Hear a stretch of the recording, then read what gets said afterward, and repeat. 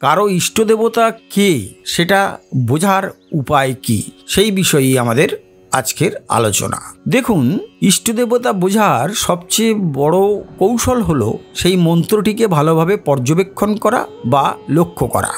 ধরে নিচ্ছি দীক্ষা হয়েছে, দীক্ষার সময় গুরু শিষ্য বা শিষ্যাকে বলে দেন যে এই বা ইনি হলেন তোমার ইষ্টদেব বা ইষ্টদেবী।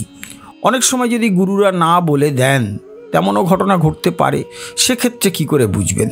বা ধরুন দীক্ষা নেননি, অথচ প্রতিদিন বাড়িতে নিয়ম করে আপনারা কোনো না কোনো বীজ মন্ত্র জপ করছেন, সেক্ষেত্রে বুঝবেন কি করে যে মন্ত্রটি জপ করছেন সেটি কোন দেবতা বা দেবীর উদ্দেশ্যে করছেন, অর্থাৎ আপনার ইষ্টদেব বা ইষ্টদেবী কে?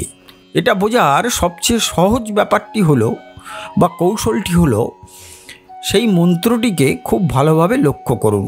যদি সাধারণ মন্ত্র হয় বা নাম মন্ত্র হয়, সেক্ষেত্রেও কোনো না কোনো দেবদেবীর নাম সেই মন্ত্রের মধ্যে থাকবে।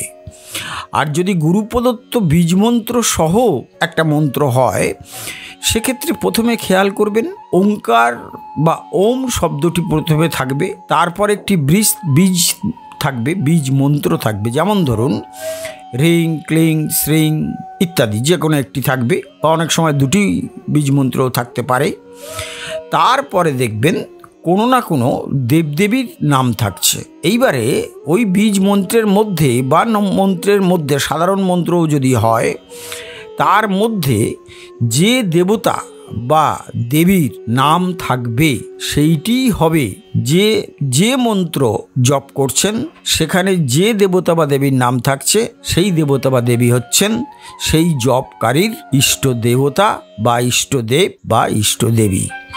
এটিই হচ্ছে বোঝার সবথেকে সহজ কৌশল, আর কিচ্ছু না। তাহলে আশা করি আজকের এই অসাধারণ প্রশ্নটির বা গুরুত্বপূর্ণ প্রশ্নটির সহজ সরল উত্তর পেয়ে আপনারা প্রত্যেকেই খুব আনন্দ পেয়েছেন, খুশি হয়েছেন।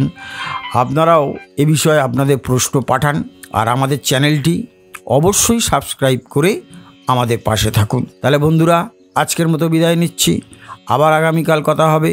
নমস্কার, ধন্যবাদ।